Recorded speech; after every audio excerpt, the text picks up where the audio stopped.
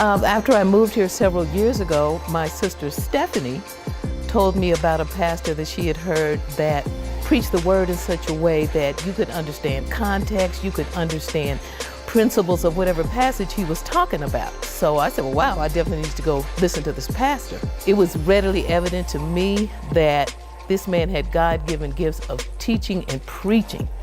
And that is one of the reasons why I have remained here at Restoration for the past 20 years.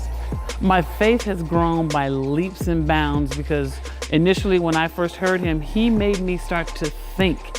When I left out of here on Sunday, I didn't just leave and go and live my life. I started to think about who God was in my life, how he could lead me in my life. So through his teaching and his preaching, that has just made me a much better Christian, more self-aware, and as Kathy said, knowing who God is and what God can do.